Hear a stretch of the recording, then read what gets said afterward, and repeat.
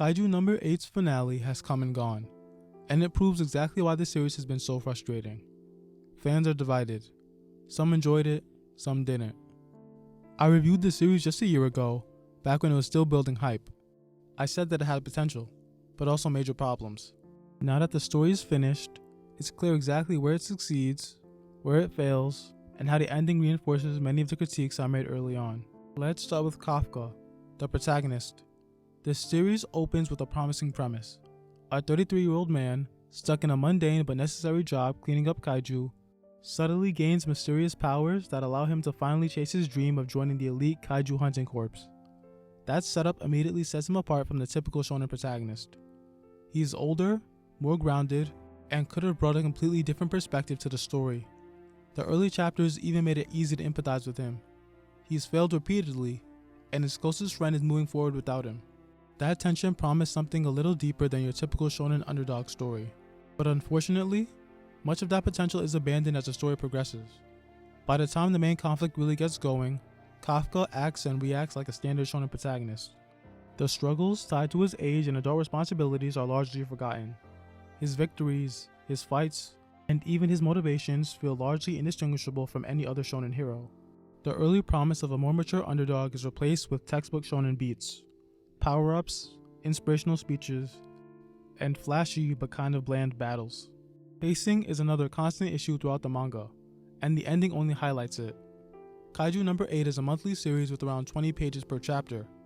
That slow pace means that minor moments are stretched over multiple chapters.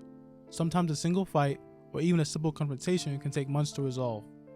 Panels linger on reaction shots, and double spreads are used excessively, which can make the story feel sluggish. Yet ironically, the finale resolves the biggest conflicts far too early. The final fights and the story's resolution happen in rapid succession, leaving the impression that the ending is compressed and rushed. It doesn't feel like the conclusion of an entire series. It feels more like the end of an early saga. For a story that spent years moving slowly, this quick wrap-up creates an odd, unsatisfying contrast. Character development remains uneven and shallow. Many supporting characters, like Kikoru and Reno, feel more like set pieces for battles than fully realized people. Kikoru receives a lot of focus throughout the story, but her arc largely follows a familiar archetype. She's a rich, powerful tsundere with parental issues. She's fine, but she doesn't bring anything unique or particularly memorable to the table. Reno, who could have been a strong secondary protagonist, gets brief moments to shine, but his growth is never substantial. Even when he receives the number 6 suit and has his own arc, it's largely filtered through other characters' perspectives, leaving his personal development minimal. And then there's Mina. For much of the series, her role is mostly as Kafka's goal. The relationship doesn't really develop meaningfully over the course of the story. That lack of meaningful relationship development is emblematic of a broader issue in Kaiju number 8. The characters often feel like archetypes rather than fully realized people. The main antagonist is another weak point. Number 9 feels bland and underwhelming. He never feels especially threatening, his personality is minimal, and his motivations are largely bland and generic. The battles against him are visually dynamic, but the tension and stakes feel thin. By the time he's defeated, there's little sense of emotional or narrative payoff, which makes the finale feel anticlimactic despite its flashy action. And speaking of the action, the powers and abilities in Kaiju number 8 are flashy and look great on the page, but they rarely carry real narrative weight. The suits, kaiju powers, and other abilities rarely challenge the characters in meaningful ways.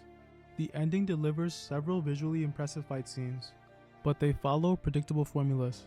The enemy overpowers the hero, a brief backstory or emotional cue justifies a sudden power-up, and then the hero wins. There's nothing innovative or surprising about these resolutions, which is frustrating given the story's early promise of originality. There's nothing wrong with being generic, but Kaiju number 8 isn't even interestingly derivative. It just coasts along a formula that better shonen have already perfected. Even in terms of narrative closure, the ending leaves something to be desired. While some plot threads are resolved, many others are left ambiguous. It doesn't feel like the story reaches a definitive conclusion, but rather it feels like the close of a saga that should continue. For a series that took over 4 years to build, this lack of full closure makes the ending feel unsatisfying. Ultimately, the ending reinforces the critiques I made a year ago. Kaiju number 8 is exciting and visually impressive, but it lacks depth and soul. The pacing issues, shallow and stereotypical characters, the underwhelming villain, and the minimal progression of key relationships, especially Kafka and Mina, make the ending feel frustrating. It delivers spectacle, but doesn't deliver emotional or thematic weight. That's not to say that the series has no merits. The artwork is fantastic, if binged, the fights are usually engaging, and the story does provide moments of genuine excitement. Fans invested in the action and characters will likely find some satisfaction in the finale.